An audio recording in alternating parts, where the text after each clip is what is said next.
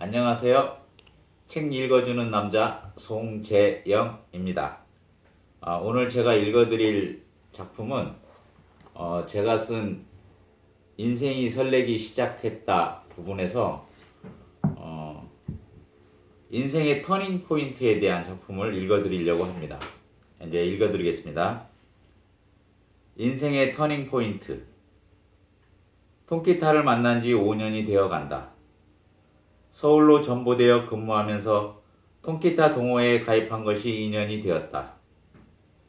처음 기타를 잡고 띵띵거릴 때만 해도 이렇게 오래 할 줄도 몰랐고 이처럼 기타가 나의 인생을 바꾸어 놓을지도 몰랐다. 전주에 있는 악기사에서 통기타를 구입할 때 사장님은 늦은 나이에 시작하는 건데 포기하지 말고 끝까지 해보라며 걱정 반 격려 반의 응원을 해주었다. 아내는 굳이 따라와서 통기타 대금을 계산해 주었다. 아마 내가 앞으로는 악기를 구입할 일이 없을지도 모른다는 생각에 꼭 사주고 싶었는지도 모른다. 일주일에 한 번씩 점심시간을 이용해 강의를 받게 되면서 도레미파부터 시작했다. 처음 코드를 잡다 보니 손가락이 너무 아팠다. 그래도 이른 출근 시간과 점심시간을 이용하고 저녁에도 시간을 내어 나름 열심히 했다. 그해 늦은 가을에 직장에서 악기 동호회 발표회가 있었다. 통기타 반에서도 발표회에 참가하기로 해서 덤으로 묻어 단체팀의 한 명으로 출연하게 되었다. 아내에게 자랑 겸 해서 공연 일정을 알려주었다. 무대에 서서 공연을 시작하려는데 낯익은 여인이 맨 앞에 앉아 열심히 박수를 치고 있었다. 연주가 끝나고 아내는 사랑 가득한 꽃다발을 내게 안겨주며 너무 멋있었다고 환하게 웃어주었다. 아내는 반차를 내고 전주에서 올라와 나의 유일한 팬으로 자리를 함께 해주고 다시 전주로 내려갔다. 그렇게 통기타와 끊을 수 없는 인연이 시작되었다. 그 통기타는 외롭고 힘들 때 언제 어디서나 나를 위로해주고 함께 해주는 친구로 곁에 있게 되었다. 통기타의 실력이 더디 늘고 혼자만의 연주로 조금씩 즐거움을 잃어갈 무렵 실용음악 밴드를 만났다. 우석대 평생교육원에서 실용음악 강좌가 개설되어 주저하지 않고 보컬 부문에 지원했다. 교육생들은 보컬, 드럼, 건반, 일렉기타, 베이스기타로 나뉘어 6개월간 즐겁게 밴드를 배웠다. 수업 마지막 날엔 이음밴드란 이름으로 교육원 수강생들 앞에서 공연까지 하게 되는 기쁨도 누렸다. 바쁜 일상 속에서도 공연 준비를 하면서 각자의 실력이 눈에 띄게 늘어가는 것을 느끼게 되었고 여러 명의 소리가 하나의 화음으로 완성될 때의 기쁨은 말로 표현하기 어려울 정도였다. 처음 공연을 하면서 느꼈던 떨림과 긴장감은 공연의 매력에 중독되기에 충분히 강렬했고 지금까지도 무대를 떠나지 못하게 하는 멋진 경험이 되었다. 통기타를 만나고 가장 큰 변화는 사고가 유연해졌다는 것이다. 평생을 공직에 몸담고 생활하다 보니 만나는 사람은 대부분 업무와 관련이 있는 사람이었고 듣고 배우고 생활하는 공간도 특정되어 경직된 사고와 한정된 지식으로 살아왔다. 통기타를 통해 문화예술과 관련된 사람들을 만나게 되면서 내가 알고 있던 세상이 전부가 아니라는 사실도 알게 되었다.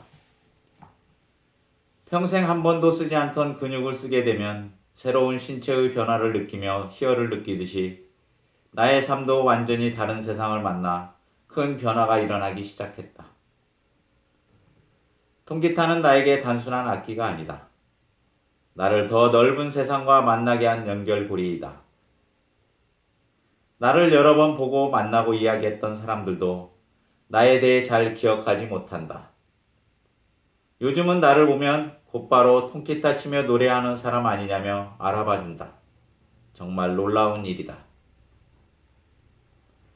단 한 번만이라도 내가 기타를 치며 노래하는 모습을 본 사람이라면 나를 잊지 않고 기억해준다.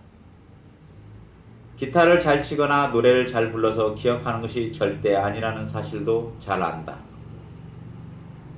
젊은 시절 많은 사람들의 노망이었던 통기타를 치기 때문에 기억하는 것이다.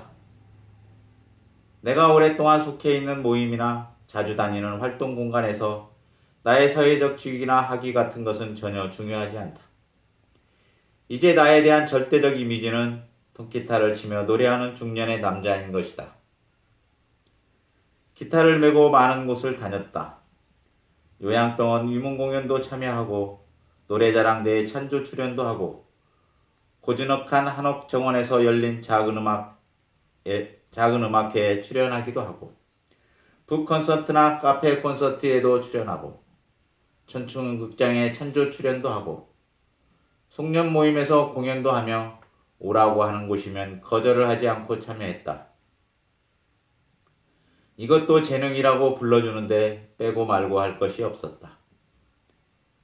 누군가 단 한 사람이라도 나의 노래를 듣고 위로받고 행복해할 수 있다면 어디든지 가겠다는 마음이었다. 통기타를 통해 많은 사람도 만났다. 통기타를 치는 사람뿐만 아니라 다른 악기를 연주하는 사람, 가요를 부르는 사람, 무용하는 사람, 성악하는 사람, 판소리하는 사람과 이를 좋아하고 배우며 함께하는 다양한 사람들을 만났다.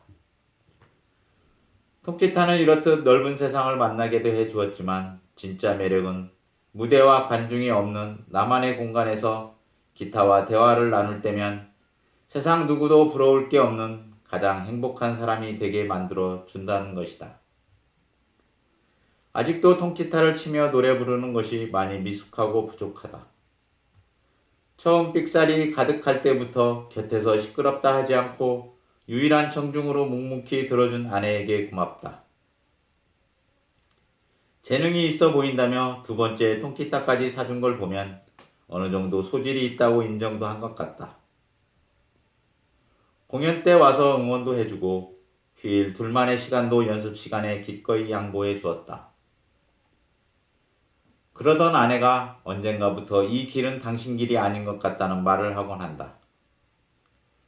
시간이 흘러도 잘할 가능성이 보이지 않으니 사실을 알려주어야 할 때가 되었다고 생각했는지도 모른다. 그렇다고 해도 너무 매정하다. 10년은 해봐야 한다면서 용기를 주었는데 갑자기 마음이 바뀐 이유가 궁금하다.